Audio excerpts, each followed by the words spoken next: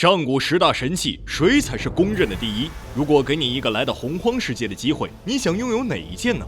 而当十大神器齐齐，又会出现怎样不可思议的事情？十大神器人气榜第一名，轩辕剑，黄金色千年古剑，一面刻着日月星辰，一面刻着山川草木，非皇者不可拥有。它是天界诸神赐予轩辕皇帝击败蚩尤的旷世神剑，其内蕴藏着无穷之力，是神器中公认的最强力量。传说它有一招名为碎星的终结技，一旦发动便能毁灭日月星辰，让世界重归混沌。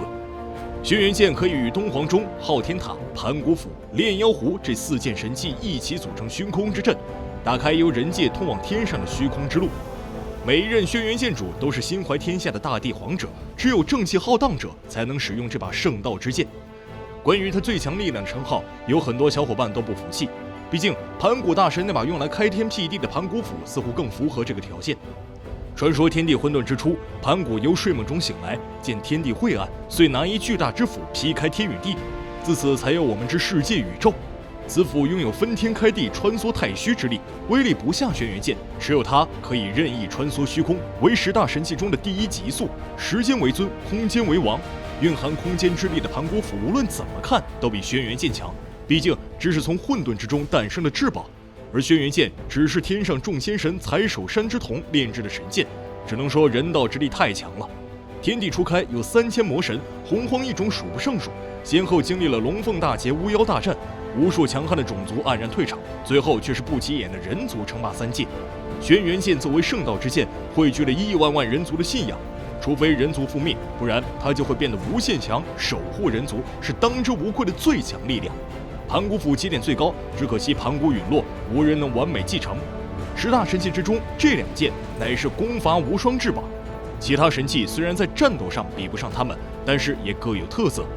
异世界种田第一神器炼妖壶，古称九离壶，乃上古异宝之一，拥有不可思议之力，据说能造就一切万物，也有惊人之毁坏力量。内部有着奇异之空间，空间之大，似能将天地收纳于内。无论是什么大妖，只要被收入壶中，都得乖乖就范。用它来悄悄的发育，绝对能惊艳所有人。若是持有者的实力足够强大，炼妖壶甚至能化作一方天地，自成世界。到时候就是3界灭而我不灭。倘若说炼妖壶把空间之力发挥到了极致，那么下面这件神器就是当之无愧的时间王者。相传昆仑9天之上的昆仑天宫中有一面神镜，名曰昆仑镜。此镜本为西王母所有，其上镌刻太乙玄文，拥有沟通天界人间、照应万物、破开时间间隙的神力。但在一次西王母诞辰的蟠桃大会中，神镜被盗，从此下落不明。数遍历史神话，能够穿梭时空的也是少之又少。这么一件神器，自然是备受觊觎，想必持有者始终在某段历史上逍遥自在。而在天之痕的传说中，昆仑镜转世为人，化名宇文拓，拥有一蓝一黑的阴阳妖瞳以及古铜色的长发。身上佩戴一把金色之上古神器轩辕剑，一人一剑，在战场上轻易即可摧毁万千大军，让民变盗匪为之色变。2大神器汇聚于一身，拥有最强的破坏力和穿梭时空的威能。宇文拓可谓是集天地宠爱为一身的绝世皇者。既然又提到了轩辕剑，那么作为老对手的神农氏也不能落下。上古时代，神农氏为苍生遍尝百草，也为后世奠定了医学基础。神农昔日炼制百药之古典，正因积聚1000年来无数灵药之气，据说能炼出天界诸神亦无法轻得之的旷世神药，并隐藏其他神秘之力量，同样是属于人道至宝。如果说轩辕剑代表了极致的杀法，那么神农鼎就是极致的守护，用它熬炼的仙药会100%的成功，哪怕半只脚踏进黄泉都能给你救回来。当然，如果彻底死亡，神农鼎也是束手无策，毕竟它只是炼药的法宝。论及复活，10大神器之中的女娲石排第一，当之无愧。人类之母女娲捏土造人，炼石补天，并帮人族收服了许多妖魔，自古为神州人民敬仰。相传女娲曾为了救自己病故之爱女，将自己万年修为灌注于一颗补天所余的五彩玉石上，自此该灵石就具有特别之力，能复活逝去之人。但这件神器也有缺点，那就是一次只能复活1人，并且世世代代由女娲后人传承，性价比不算是太高。要是有着庞大势力的存在，崆峒印无异于更加适合。崆峒海上不死龙族的护守神器，其上刻有5方天地形貌，并有玉龙盘绕，相传得到它的人就能拥有天下。也有人传说它能让人不老不死。自古许多方士纷纷出海找寻此印，但最后都只是踏上不归路。天帝设立神领幻玉，将皇帝囚困其中的炎黄之妃内，便以崆峒之印使其永生不死。某位大囊成仙后，于秦末用崆峒印为氐人国设下了青春不老结界，保持氐人族容颜青春。但代价就是一旦失去崆峒印，立马便会恢复本来面目，永生不死。对于神仙来说也是一种禁忌。10大神器之中还有最为神秘的一件西星幻月之昊天塔，听名字就知道跟水有关。原为天界重宝，拥有浩大无助之力，据说能降一切妖魔邪道，必要时仙神也可降服。可以说，西游里的玉帝要是拿到这件职业装备，分分钟吊打嚣张的猴子。昊天塔的威能足以镇压一切，西星幻月颠倒乾坤，由圣入魔，惊天动地。只可惜他后来因为不知名的原因下落不明，所以天帝才战力大减，无法以绝对的姿态镇压三界。10大神器之中最为祥和的一件伏羲琴。伏羲以玉石加天丝所制出的乐器，泛着温柔的白色光芒，其琴音能使人感到宁静祥和。据说拥有能支配万物心灵之神秘力量。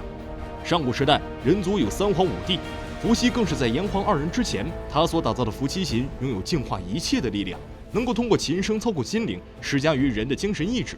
没有轩辕剑那样无敌的力量，但显得更加神秘。毕竟看不见的敌人往往才更可怕。在与妖魔的战斗之中，无声无息的伏羲琴往往才是他们最可怕的噩梦。